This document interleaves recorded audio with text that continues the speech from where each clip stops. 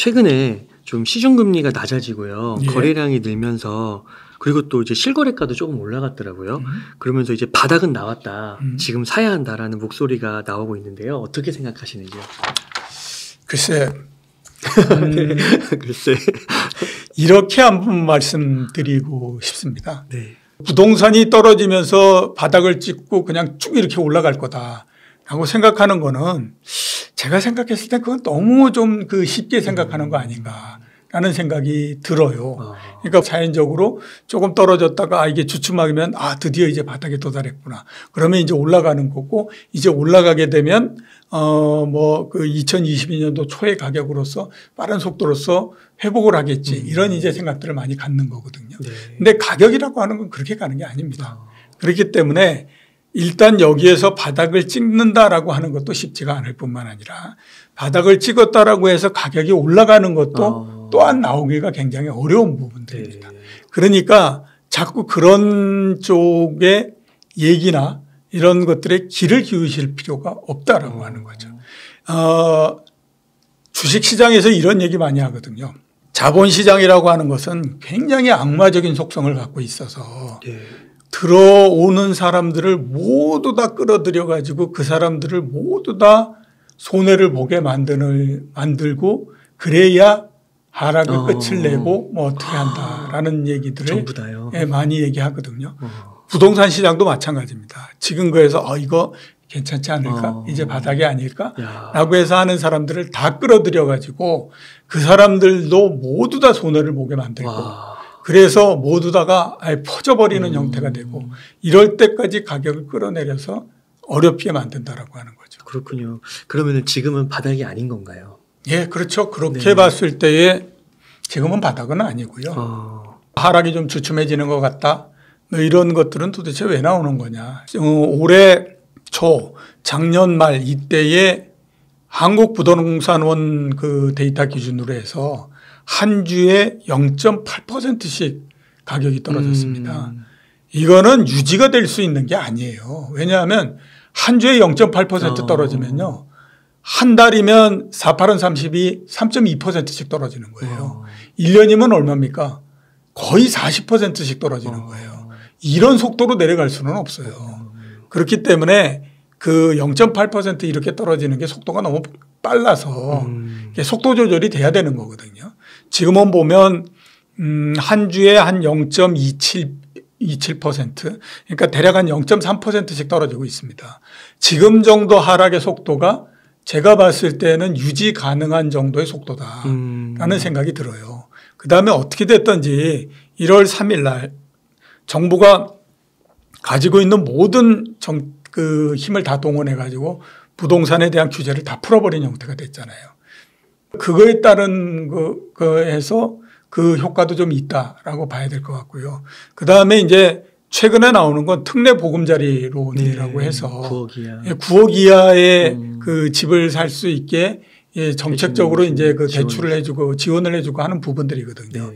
그게 이제 계속해서 작동을 하고 있는 그런 상태인데 이게 워낙 빨리 나가다 보니까 한 해의 예산으로서 잡아놨던 부분들이 이제 시간이 지나면 소진이 돼버리는 형태가 됩니다. 빨리 나가고 있네요. 예, 그렇죠. 그게 이제 40조 정도 잡혀 있는데 이미 30조 훨씬 더 넘게 나갔기 때문에 이게 남은 게 이제 얼마 없는 그런 그게 되는 거죠. 그러면 그거에 의해서 발생하는 수요나 이 부분들도 상대적으로 약해질 수밖에 없죠. 예. 그런 것들을 우리가 감안하게 되면 받아줄 수가 없는 거죠. 예. 그렇게 따지면 지금 정도의 하락 이 부분들은 이제 정상적으로 계속해서 이런 걸로 해서 그냥 유지되면서 꾸준히 이제 내려가는 그런 게 되지 않을까라고 봐야 되는 거죠. 사장님 그 미분양에 대해서 좀 여쭤보겠습니다. 예. 이게 그 미분양 수치가 계속 올라가서 지금 이제 7만 채 정도라고 하는데요. 우선은 이 정도면 심각한 건가요? 뭐 부동산 그 건설회사들이야 심각합니다라고 얘기를 하겠죠. 근데 제가 봤을 때 7만 채에서 절대 멈추지 않습니다. 이제 앞으로 보게 되면 10만 채를 넘어가고요. 막 이렇게 될 겁니다. 2008년도 9년도 이럴 때에 14만 채, 16만 채까지 올라갔었습니다. 16만 채. 그렇기 때문에 7만 채라고 하는 것이 그렇게 크게 의미가 있는 숫자는 아니고요. 네. 당연히 보게 되면 미분양은 계속해서 늘어날 수밖에 없습니다. 그리고 그게 늘어나는 것이 당연하다라고 봐야 되거든요. 대부분 한번 생각을 해보세요. 언제 집을 많이 지을까? 건설회사들 같은 경우에도 이런저런 고민을 많이 하지만 부동산 기회가 굉장히 좋아지게 되면 그 다음서부터는 어디든지 분양만 하면 팔린다라는 생각을 하잖아요. 그러니까 되는데 안 되는데 다 짓기 시작을 합니다. 그건 언제? 부동산 경기가 거의 정점에 도달할 때 사람들의 낙관적인 심리는 가장 커지죠. 부동산 경기가 최고점을 향해 갈 때에 보다 더 많은 집을 짓기에 마련입니다. 그리고 그렇게 시작을 했던 집들은 어떻게 됐든지 계속해서 지어야 되는 건데, 자, 문제는 뭐냐면 그거를 분양한다라고 하는데 주변에 있는 아파트 가격들은 모두 다 내려가 버리는 형태가 되면 우리가 일정하게 이런 정도에서 분양가를 매긴다라고 하는 것이 너무 비싸져 버리는 거죠. 다른 그 아파트들에 비해서. 그러면 당연히 미분양이 날 수밖에 없는 거죠. 그러니까 앞으로 보게 되면 미분양은 더 늘어난다라고 하는 거예요. 그리고 늘어나는 것이 정상이다. 그리고 10만 채를 넘고 10만 채를 가고 하는 거는 정상이다. 우리나라 신문을 만드는 신문사들 있지 않습니까? 네. 신문사들의 대주주를 쭉 이렇게 분리해 보면 가장 많은 대주주가 뭐냐면 건설회사입니다. 아, 그래요? 건설회사가 가지고 있는 이 신문사가 지금 7개인가 9개인가 그렇게 됩니다. 자, 그러면 그 신문사들 입장에서 봤을 땐 어떻습니까? 어떻게 하든지 단 한 건이라도 그렇죠. 부동산 경기가 좋아진다라고 하는 것들을 찾아내야 되고 그거를 찾아낸 거를 뻥튀기 해가지고 막 이렇게 그걸 해야 되잖아요. 그 사람들이 독자들한테 무슨 뭐 정확한 정보를 제공해 준다. 그거는 저기 그 언론학의 교과서에서나 나오는 얘기고 우리나라 신문사에서는 그거는 말도 안 되는 얘기입니다. 둔촌주공거 해가지고 거의 완판됐다. 그거에 대해서 누가 발표한 적이 있습니까? 그 만약에 거의 완판됐다라고 하면 그 주택조합에서 얘기를 이미 했겠죠.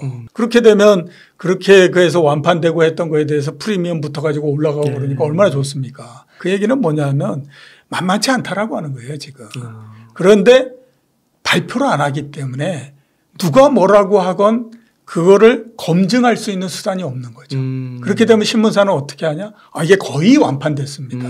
완판 안 됐으면 누가 완판됐다고 얘기했습니까?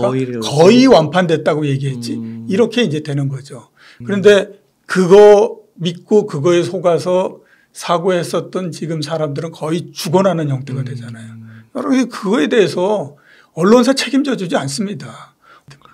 그러면요, 센터장님, 이렇게 미분양 수치가 16만 채까지 만약에 이렇게 올라간다고 가정을 하면 저희 부동산 PF 부실요, 이게 다시 막 좀 부각될 수 있지 않을까요? 제가 봤을 때는 지금은 부동산 PF 문제에 본 라운드가 시작됐다라고 봐야 되죠. 근데 그 본 게임은 뭐냐면 미분양이 나면서 부동산 PF라고 하는 것이 망가지는 형태가 돼버리는 거죠. 자, 뭐 많이들 이제 들어보셨겠지만 대우건설이 울산에 그 주상복합 아파트 짓는데 440억 물어주고 그다음에 우리가 여기서 나 발 뺄게요. 이렇게 나오지 않습니까? 지금 다른 건설회사들도요 굉장히 고민할 겁니다. 대구에 짓고 울산에 짓고 뭐 이런데 야 이거 빠져야 되냐 아니면 가야 되냐 뭐 이런 이제 고민 굉장히 많이 할 겁니다.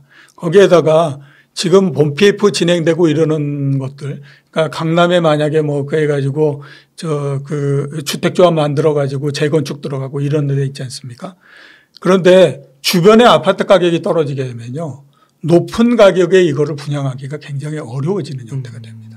지금 그냥 따져봤더니 대치동 음마 아파트 재건축할 때에 평당 7,700만 원 이렇게 그 분양가가 된다.